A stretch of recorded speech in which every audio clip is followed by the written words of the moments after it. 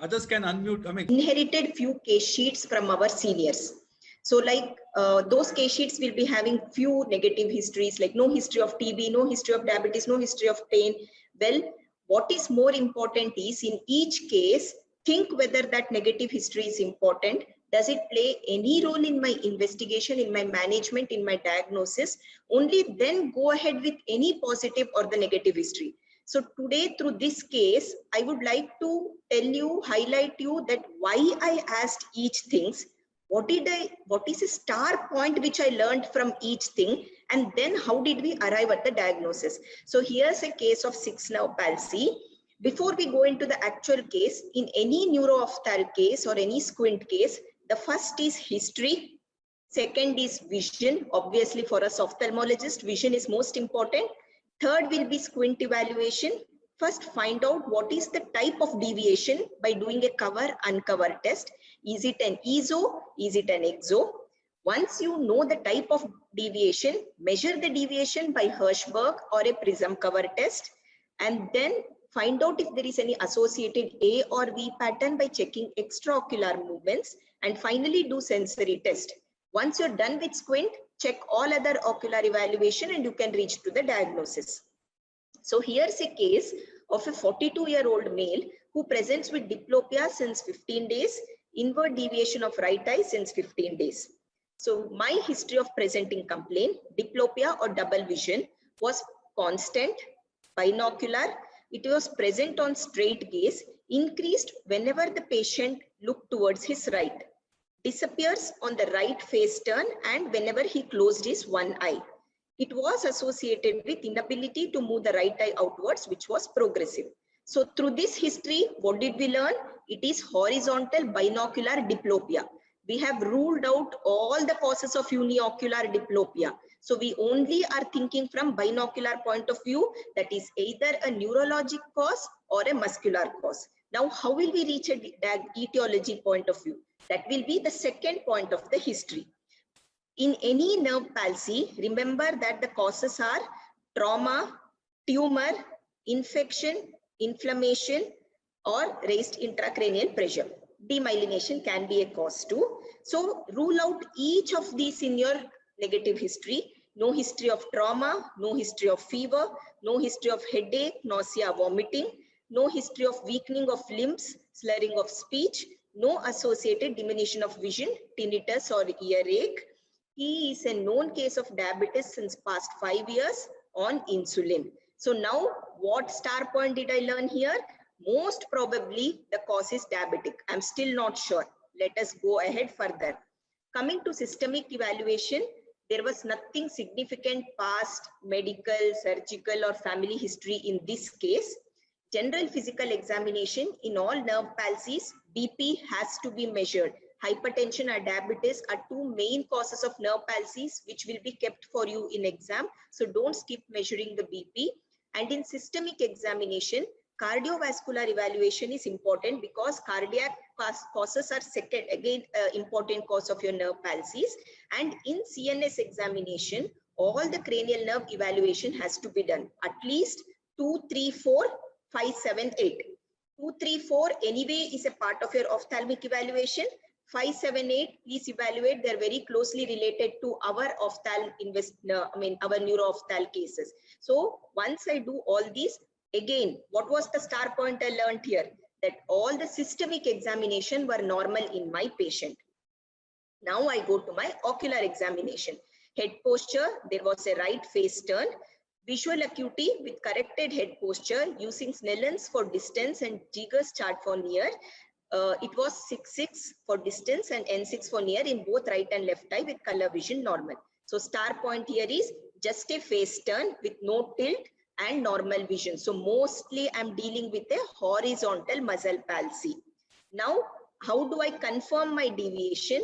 I do a cover-uncover test. Remember, it has to be done for distance and near.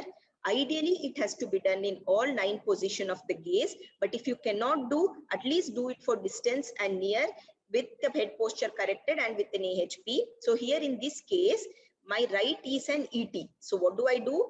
I cover my left eye. On covering the left eye, right eye moves out to take up fixation. On uncovering the left eye, right eye resumes its ISO position and the left eye takes up fixation. On covering the left eye, on covering the right eye, the left eye remains stationary.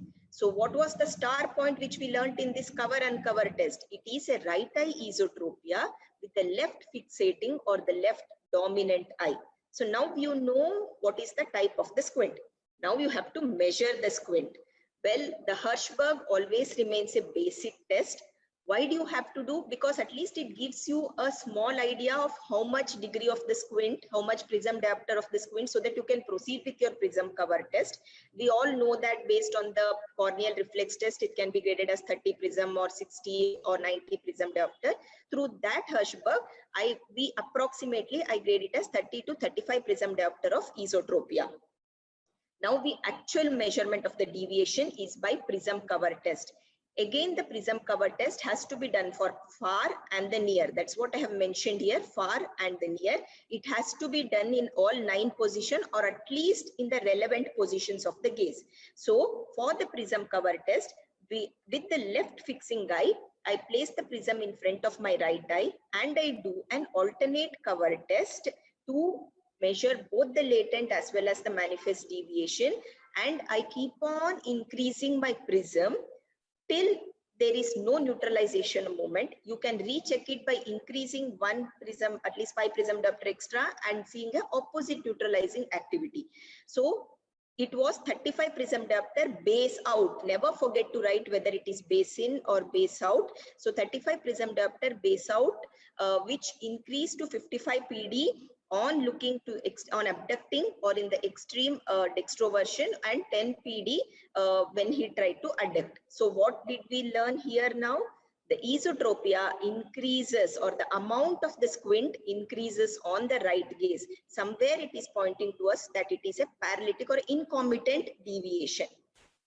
Now the second most common question which is asked in exam in any paralytic squint is secondary deviation. So if you can look here, when you cover his left eye, the right eye, look at the amount of deviation. But the same thing, if you cover his right, the amount of the deviation is more in the left eye, which is the fixing eye. So that is what we mean by secondary deviation.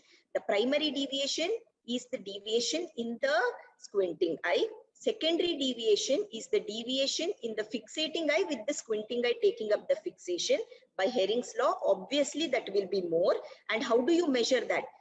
You place the prism, you do the same PCT, but you place the prism in front of the fixating eye, and you can do a Krimsky or you can do a alternate cover test. In our case, it is 45 prism diopter, indicating a secondary deviation more than primary deviation. So it is mostly a paralytic etiology of the squint. Now that you have measured your squint, now you have to rule out other ocular movement abnormalities. So check for ocular movements. Is the 9 position gaze. Ductions, there is a restricted abduction in the right eye. Left eye duction movements are normal. And in versions, there is a restricted abduction in dextroversion. So the key point here is limited abduction in the right eye. Now here is a small thing. There are multiple ways in which the extraocular movements are depicted by the examinations, and each examiner prefers in a different way. This is the way I had learned. Over a period of times in the past 8 years, seeing my fellows, there have been fellows who have learned it in this way. There have been fellows who have learned it in this way. So at the end of this case presentation, we will ask our examiners which way of extraocular movement representation they would prefer, but all these 3 are being practiced everywhere. Now that the extraocular movements have been measured, the last one is sensory evaluation. Stereo acuity was 50 seconds of an arc. There was on diplopia charting and Worth 4-dot test, he had an uncrossed diplopia. The rest of the ocular examination was normal. There was no papilledema is the star point in this. So now let us put all our star points together. What did we learn? It was a horizontal binocular uncrossed diplopia.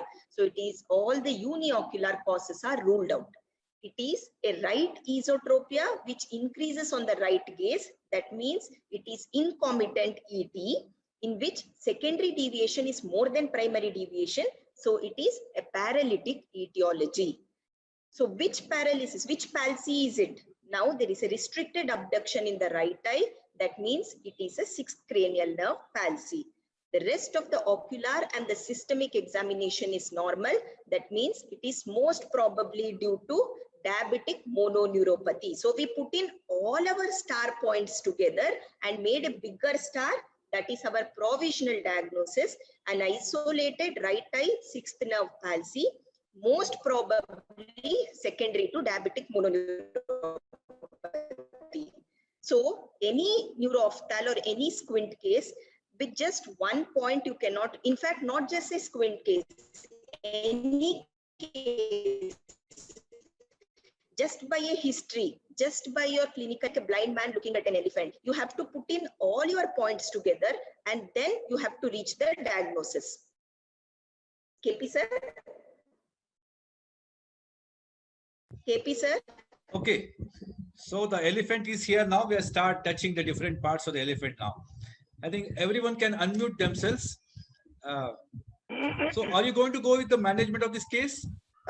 Should I go continuously or will there be you can probably finish it off. Then we can complete. A lot of questions are lined up actually. You can complete the presentation. You can tell how to manage this case too. Okay, so once you have presented with your case, the next question which will, the most common question which will come up is, how will you manage this case?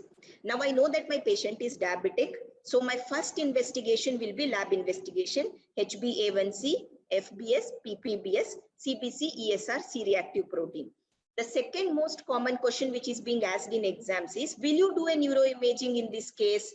Well, there are some indications for neuroimaging in a nerve palsy, and they are any younger age of the patient who is less than 40, recurrent cranial nerve palsies, non-resolving, and instead of resolving, multiple other cranial nerves are getting involved in it, that is progressive involvement, bilateral, other neurological associations, like he may be having other syndromic manifestations, autonomic manifestations, or a trauma. So these are few indications where you go ahead with neuroimaging.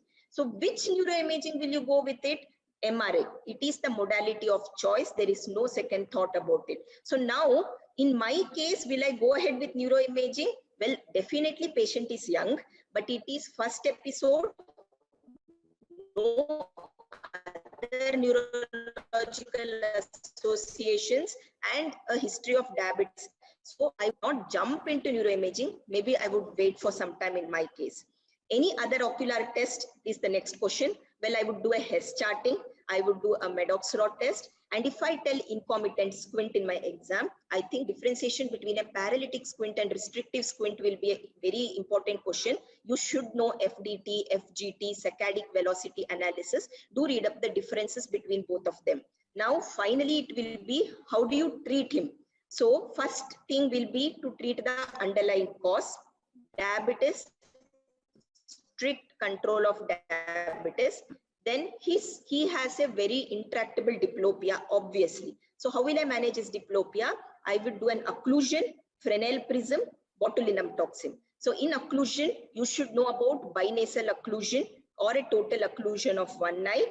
And Fresnel prism, you should know what are the various types of prisms, relieving prisms, how much of prisms incorporated into it. I think once you tell a prism, the answer will go into that way. Botulinum toxin, which muzzle would you give into, and what are the side effects, how does it act, are the most common questions which are asked along with it. If despite all these things, my squint, my patient tends to have squint after 4 to 6 months and the deviation remains stable for a period of 4 to 6 months, then I would go ahead with the surgery. And if you tell surgery, I think MR recession, will you do a LR resection, and transposition if being done, which are the types of transposition in sixth nerve palsy will be the questions asked. And never forget that any nerve palsies, you should know anatomy by heart. You should know the syndromes. This is a case of sixth nerve, so I have put only the sixth nerve syndromes, but I think you will have a vast amount of syndromes to by heart when you're talking about a sixth nerve palsy. So that would be my management and aspect. Over to sir. Thank you, Dr. Deepti. Do we have Dr. Sahasranamam sir here? Sir, are you there? So, hello. Yeah. Can you hear me? Yeah, we can hear you, sir. We can't see you. Okay. I got a very terrible connectivity problem today. So Okay, I but can hear only you're audible, sir. No problem. Okay. Yeah, we will also involve you in the I got discussion. No connectivity problem. back. Okay. And Okay, before we start the okay. discussion, one point that all the people who are participating in the webinar, all the postgraduate students, is there are a lot of questions that are coming in a, they're just an avalanche of questions. I don't think we'll be able to cover all of them because some of them are very simple, some of them are very logical, which probably you can find in the book. Some of them are a little tricky. What is the plan here is we will take some of the best questions which are important for everyone, and we are going to provide answer to all questions after the webinar. In 2 days time, all the questions will be asked in the PDF format, and everyone who has participated in the webinar will be given the entire question and answer a PDF. It will be coming back to you, and that is the plan. So whatever question that have been unanswered here, you don't have to worry. You will get back the questions, with the answers completely answered by the faculty. Now, Dr. Khurana sir, if Yes, this sir. is the case, if 6 palsy, this is Okay. the case, what are the most common questions you are likely to ask the postgraduate? You will not ask Dr. Deepti, but postgraduate, what will you ask? Basically, our aim is to have their basic knowledge, how much they know about it. So Deepti has already pointed out at every level what are the question can be asked, but still after asking the diagnosis, then we will ask what can be the other causes if differential he has to keep. Then if it was an elderly, what can be the causes? If it was a younger child, what are the common causes? If it was associated with the fever, what can be the various conditions? So then we have to understand in history of trauma. So they need to know what are the common causes first of all about this. Then we can ask what were the sequelae can occur in this case. And then in the line of management, of course, that's very important. Then we can ask about the anatomy part. Deepti has asked very nicely. If the lesion is at the nuclear level, what are you likely to get these lesions? If the lesion is at the fascicular level, what are the signs you will get? If it is the cavernous sinus, what are the signs you will get? So depending upon how the candidate progresses, we keep on asking these questions. And ultimately, naturally, we can even come on to the other types of the palliative fields. Other nurses also know their knowledge. Okay, sir. Happy, sir? Okay, Dr. Grover. I think Hello. more often than not, our purpose is to see if the person is safe to practice ophthalmology. So whether his basics are good. So we will, I think a case like this, which is very rich in findings, which has all the things that he needs to look for in a neuro-ophthalmic case, where he needs to look for things like in a paralytic strabismus case, the findings are so important, their interpretation is so important that I would largely concentrate on that, whether he's able to pick up the signs well, whether he's able to differentiate the secondary angle and the primary angle, whether he's able to interpret those signs well and put them together well, and then put up a good diagnosis. It's when you put a good summary and a good diagnosis, that carries the day for me, 90% of the things. The rest become relatively theoretical, which we can in any case ask about in theory examinations as well. So I would worry about whether he's given the right primary diagnosis, which is the most important, a secondary diagnosis, and given the right significance to them. I would worry more about his picking up of signs, his methodology for picking up signs and putting them together. Okay. And she had a doubt about mentioning the ocular motility. There are various ways. Do you think they really, do they cut eyes? Do they really they are important in deciding, which is the right method or the examiner's preference? Yeah, or it doesn't really make a difference? As long as they have said that they bother about ductions and versions. Versions are definitely more important, but the first method, which is on the left on the screen, I think is what I would prefer. That is, put down the ductions or versions. There are people who put them together in one chart where in a central round circle, you put the ductions and versions are at the periphery. So any of those methods, as long as it's logical and it represents that you want to know both the ductions and versions. Okay. But having said that, there are regional differences. There are differences among institutions. I think small amount of difference is probably not Absolutely. really taken seriously. Okay. Absolutely. I think that is very important because every PG is confused about what is the ideal method of case presentation. Is there an ideal method? One particular format?